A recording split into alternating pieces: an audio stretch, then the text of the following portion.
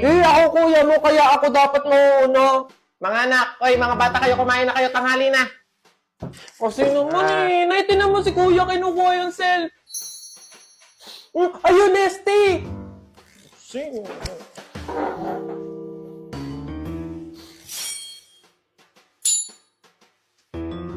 Eto sa'yo.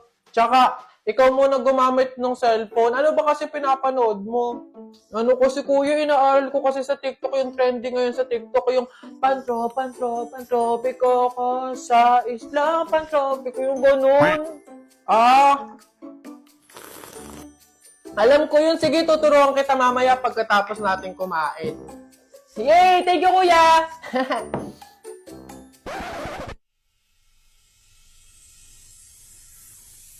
Sige lang, mga anak. Naku, kayang-kaya i-bottomless ang Nesty. Mas nagiging sagana talaga ang kainan natin basta may Nesty.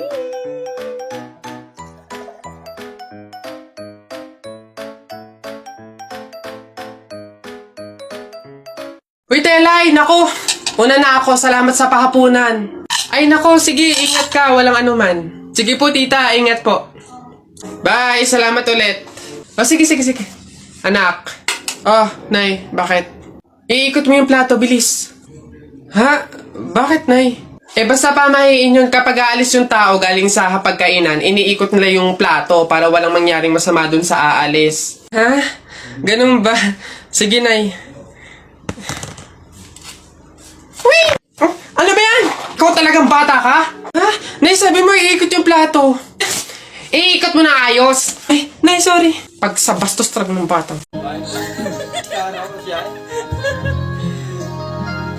Namasin kita nang di mo lang pinapangarap ko ikaw ay akin mapupulang labi mapagkat mo din o maabot hanggang sa langit wag ka lang titingin sa akin at pagkatunaw ang puso kong sabihin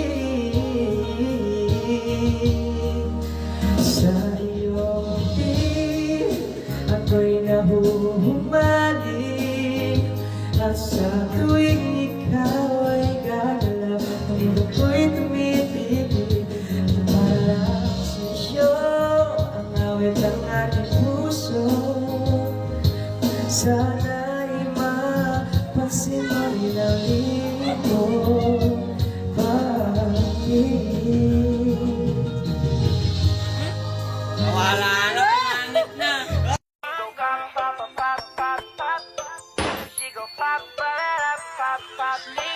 She my bubblegum shawty and she make it go pop. She throw it in the air and she make the thing drop. She go pop, pop, pop, pop, pop, pop. She go pop, pop, pop, pop. Oh, anak, ginagawa mo? Wala po to. Kumukuha lang po ako ng pambaon. Ang dami naman yan. Mauubos mo ba lahat yan? Opo, Nay. Malakas kasi akong kumain ngayon eh. Di ba? Papataba, ganun, healthy. Nay, pasok na po ako.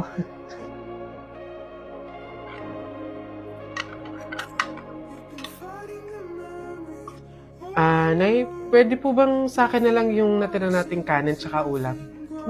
Bakit naman? Babaunin ko po sana ulit bukas. Sayang naman kung itatapon, di ba? Nay, pasok na po ako.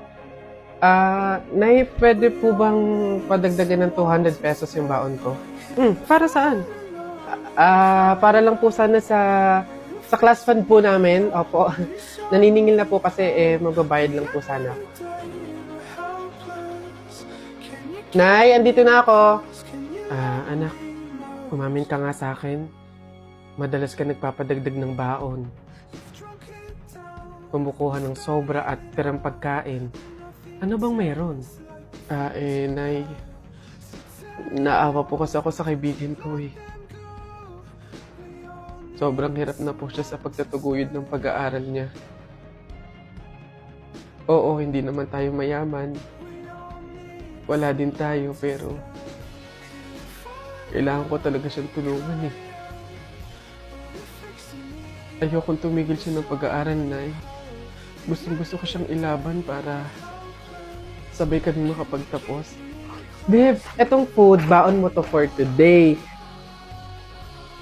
Tapos, etong cash, ayan, pangbukas mo naman to. Tapos, mayroon pala ako nakitang notebook tsaka ballpen sa bahay na hindi naman ginagamit. Bigay ko na lang din sa'yo para at least magamit mo sa mga lesson. Babe, salamat ah.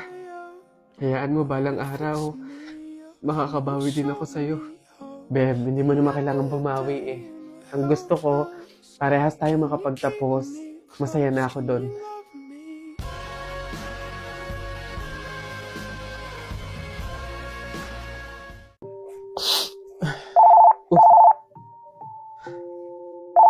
Hello, Nay. Napatawag po kayo. Kamusta po?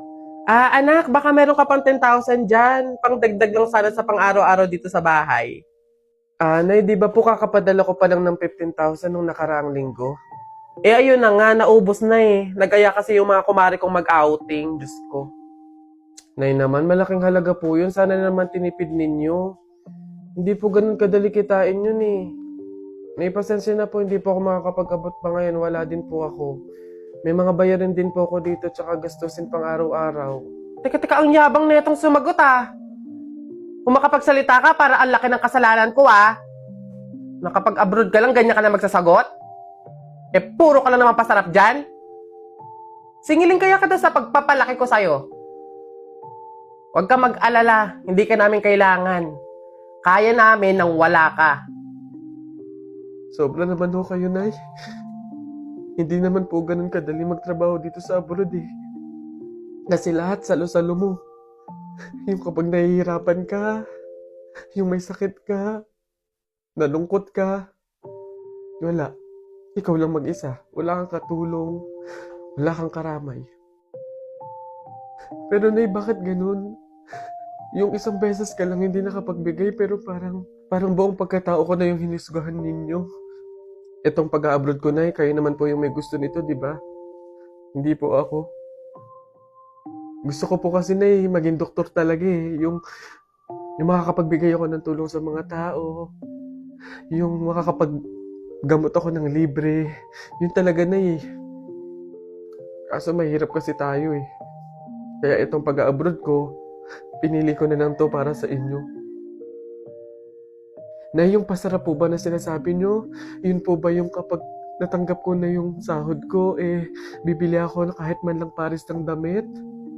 Yung pasarap po ba na sinasabi nyo, yun ba yung kapag after kong magtrabaho, magpakapagod dito sa abroad, yung kakain ako ng masarap kahit isang beses lang? Yun po ba yun, Nay? Pasensya na po kayo, Nay, ah. Kasi minsan, sa tanang buhay ko, hindi ko naranasan yung ganun eh. Kaya yun man lang, Nay, mabigay ko sa sarili ko, maregalo ko sa sarili ko. Kasi wala naman akong choice eh. Kundi yung piliin lagi yung pamilya ko para tulungan kayo. Yun nga man lang, Nay, na kamustahin niyo ako. Kailan ko kaya ma-experience na yung tatawag kayo sa akin, yung magme-message kayo sa akin para kamustahin lang ako. Yung hindi yung manghihingi kayo ng pera, yung hihingi kayo ng ganito.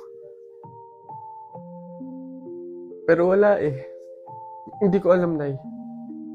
Hindi ko alam kung bakit sa kabila ng paghihirap ko, sa kabila ng pagpili ko sa pamilya ko kaysa sa pangarap ko, hindi ko alam, Nay, kung bakit ganito pa yung mga sinasabi niyo sa akin.